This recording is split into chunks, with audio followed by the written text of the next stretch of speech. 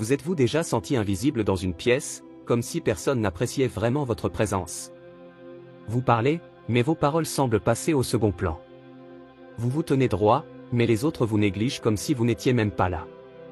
Il ne s'agit pas seulement de compétences sociales ou de confiance en soi, c'est plus profond. Carl Jung, le légendaire psychologue, a découvert une vérité cachée sur le respect. Cela ne vient pas du fait de forcer les autres à vous remarquer. Cela ne dépend pas de votre niveau de bruit ni de vos résultats. Le véritable respect commence dans l'ombre de votre propre esprit. Jung a révélé que les gens ne vous traitent pas en fonction de qui vous êtes, mais en fonction de qui ils croient que vous êtes. Et cette croyance? Il est façonné par l'énergie que vous portez et par les signaux tacites que vous envoyez concernant votre propre valeur. Si vous doutez secrètement de vous-même, si vous reculez pour éviter les conflits ou implorer l'approbation, le monde vous le reflètera. Mais voici le tournant, le respect n'est pas quelque chose que l'on exige. C'est quelque chose que vous commandez en récupérant d'abord le pouvoir que vous avez cédé. Pensez aux personnes que vous admirez le plus. Ils ne recherchent pas la validation. Ils ne s'expliquent pas indéfiniment. Il existe une certitude tranquille dans la façon dont ils bougent, parlent et maintiennent l'espace. Ce n'est pas de l'arrogance, c'est de l'alignement. Jung a appelé cela l'individuation, le processus permettant de devenir soi-même de manière inébranlable. Lorsque vous arrêtez de chercher la permission d'exister, les autres cessent également de remettre en question votre place. Mais comment y arriver? Cela commence par une vérité unique et inconfortable. Si vous avez passé des années à vous sentir manquer de respect, ce n'est pas à cause des autres.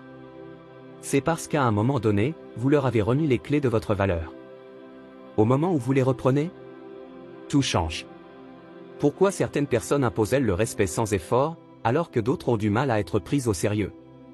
La réponse de Jung est profonde, il ne s'agit pas de statut, de richesse ou même de confiance, mais de projection. Chaque interaction est un miroir. Si vous projetez de l'insécurité, le monde vous renverra le doute. Si vous projetez le respect de soi, les autres ajusteront instinctivement leur comportement. Prenez un moment pour vous observer. Vous hésitez avant de parler, de peur de dire des choses erronées? Vous excusez-vous trop, adoucissez-vous vos opinions ou vous moquez-vous de vos propres réalisations? Ce ne sont pas seulement des habitudes, ce sont des messages silencieux sur la façon dont vous vous attendez à être traité. Jung a prévenu que l'inconscient capte ces signaux plus rapidement que les mots. Quelqu'un pourrait ne pas décider de vous manquer de respect, ils répondent simplement à la permission que vous leur avez déjà donnée. Voici la clé, le respect ne se gagne pas par la force. Cela se revendique par la présence. Regardez un leader entrer dans une pièce.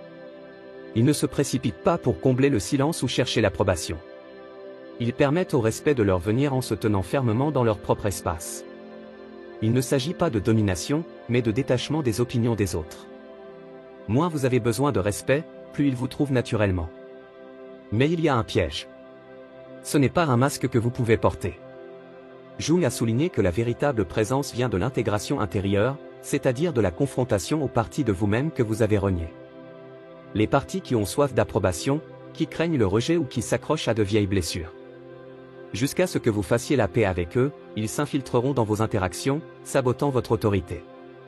La question n'est pas « comment puis-je leur faire me respecter ?» C'est « pourquoi ai-je attendu leur permission ?» Et si le secret d'un respect instantané n'avait rien à voir avec le changement des autres mais plutôt avec la confrontation à ses propres barrières cachées? Jung a découvert que nous avons tous un « seuil » invisible du respect que nous tolérons. Traversez-le et vous réagirez. Restez en dessous et vous entraînerez inconsciemment les gens à vous traiter comme sans importance. Remarquez ce qui se passe lorsque quelqu'un vous interrompt. Faites-vous une pause maladroite, les laissant prendre le relais? Ou est-ce que vous tenez calmement votre position, terminant votre pensée avec une assurance tranquille? Ces micro-moments ne sont pas seulement des comportements sociaux, ils sont des révélations de vos limites intérieures. Le monde teste constamment vos seuils, comme l'eau trouve des fissures dans un barrage. Chaque fois que vous laissez passer le manque de respect, pour maintenir la paix, vous élargissez ces fissures. Les recherches de Jung révèlent une vérité paradoxale, les personnes les plus obsédées par le fait d'être aimées sont souvent les moins respectées. Pourquoi? Parce que le respect et l'affection opèrent sur des fréquences différentes. L'amour dit « rapprochez-vous ». Le respect dit « c'est mon espace ». Quand on confond les deux, on perd les deux. La solution n'est pas l'agression, c'est la clarté. Regardez comment des personnes respectées fixent des limites. Ils ne justifient pas leur « non ». Leur ton reste neutre lorsqu'ils sont contestés. Ils assument leur valeur plutôt que de la réclamer. Il ne s'agit pas de contrôler les actions des autres, mais de maîtriser vos réactions. Lorsque vous arrêtez de récompenser le manque de respect avec votre attention, votre énergie ou votre complaisance, quelque chose de remarquable se produit, le manque de respect cesse de vous trouver. Il existe une force cachée qui façonne chaque interaction que vous avez, une hiérarchie invisible écrite non pas dans les titres ou le statut, mais dans la domination psychologique. Jung a appelé cela le pouvoir de l'accord inconscient, les règles tacites que nous suivons pour déterminer qui mérite le respect et qui ne le mérite pas. Voici la vérité troublante, vous participez déjà à ce système. La seule question est, est-ce que vous écrivez les règles ou les respectez-vous? Pensez à la dernière fois que quelqu'un a parlé de vous lors d'une réunion. Que s'est-il passé pendant cette fraction de seconde avant que vous ne réagissiez? Ce moment où vous avez récupéré votre espace ou l'avez cédé n'était pas aléatoire. C'était le point culminant de toutes vos croyances inconscientes quant à votre droit d'être entendu. Les personnes respectables partagent un trait crucial, elles interrompent l'interruption. Pas avec colère, mais avec la conviction inébranlable que leur voix compte. Les recherches de Jung ont révélé un schéma, les gens vous traiteront exactement aussi mal que votre ombre le permet. Votre ombre étant la partie de vous qui croit encore. Je ne devrais pas prendre trop de place. C'est impoli de corriger quelqu'un. Je ne serai pas apprécié si je suis trop ferme. Ce ne sont pas des manières, c'est un effacement de soi. Chaque fois que vous avalez vos mots pour éviter tout inconfort, vous apprenez aux gens comment vous traiter. La percée se produit lorsque l'on réalise, le respect ne se donne pas, il se démontre. Regardez comment des personnes respectées gèrent le fait d'être négligées. Ils ne disent pas « tu ne m'écoutes pas ». Ils disent « laissez-moi finir », avec un contact visuel ininterrompu. Leur langage corporel ne plaide pas, il attend.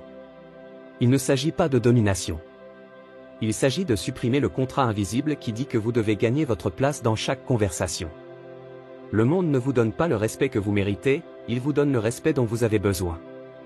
Qu'est-ce qui différencie ceux qui imposent le respect de ceux qui le demandent? Jung l'a identifié comme une souveraineté psychologique, la propriété non négociable de votre présence. La plupart des gens vivent comme des locataires de leur propre vie, demandant la permission d'exister pleinement. Mais des individus respectés? Ils agissent en tant que propriétaires. Remarquez ce qui se passe lorsque deux personnes entrent ensemble dans une pièce. En quelques secondes, une hiérarchie inconsciente se forme. Non pas en fonction de qui est le plus bruyant ou le plus accompli, mais en fonction de celui qui détient l'autorité intérieure. Cette force invisible opère à travers. Le poids de vos poses, vous précipitez-vous pour combler les silences? La géométrie de votre posture, votre corps s'excuse-t-il? La certitude derrière votre « non », ça ressemble à une question. Jung a révélé une vérité inconfortable, les gens peuvent sentir le besoin dans votre énergie avant que vous ne prononciez un mot. Ce collègue qui est toujours interrompu? Cet ami dont les opinions sont mises de côté? Ils ne sont pas victimes des circonstances, ils diffusent un signal inconscient qui dit « mes pensées sont négociables ». La solution ne consiste pas à apprendre des astuces pour paraître plus autoritaire. Il s'agit de devenir quelqu'un qui ne peut être ignoré, non pas parce que vous exigez de l'attention, mais parce que vous arrêtez de donner la vôtre à si bon marché. Regardez comment fonctionnent des personnes vraiment respectées. Ils ne rient pas des blagues qui les rabaissent. Ils ne justifient pas leur temps ou leurs limites. Ils comprennent que le respect va à ceux qui n'en ont pas désespérément besoin. C'est le paradoxe que Jung a découvert, moins vous échangez votre dignité contre l'acceptation, plus les deux vous viennent sans que vous les ayez recherchés. La vérité ultime sur le respect est la suivante, il ne vient pas du changement de la façon dont les autres vous perçoivent, mais de la transformation de la façon dont vous vous percevez. L'idée la plus radicale de Jung était que nous ne vivons pas dans un monde objectif, mais dans un monde psychologique. Le respect que vous ressentez à l'extérieur n'est que le reflet du respect que vous avez cultivé en interne. Considérez votre esprit comme un château. La plupart des gens laissent les portes grandes ouvertes, permettant à chacun d'entrer et de sortir à sa guise, piétinant ainsi leurs limites sans conséquence. Mais ceux qui imposent le respect? Ils gardent leurs portes consciemment. Pas avec agressivité, mais avec discernement. Ils comprennent. Chaque fois que vous tolérez un manque de respect, vous réécrivez la définition de votre cerveau de ce que vous méritez. Chaque fois que vous avalez votre vérité pour maintenir la paix, vous entraînez les autres à vous ignorer. Chaque fois que vous accordez la priorité au fait d'être aimé plutôt qu'au respect, vous vendez aux enchères des morceaux de votre souveraineté. Le travail de Jung révèle que le tournant survient lorsque vous arrêtez de vous demander « Pourquoi ne me respecte-t-il pas ?» et commencez à demander « Pourquoi ai-je permis cela ?» Au moment où cette question se pose réellement lorsque vous arrêtez de vous voir à travers les yeux des autres et commencez à agir avec une maîtrise de soi inébranlable, tout change. Non pas parce que le monde devient plus gentil, mais parce que vous devenez intouchable au manque de respect. Ce n'est pas une question d'ego. Il s'agit de s'éveiller à une loi simple de la nature humaine, les gens ne peuvent vous rencontrer qu'aussi profondément que vous vous êtes rencontré vous-même. Lorsque vous restez ferme sur votre valeur sans explication, le monde reflète cette certitude.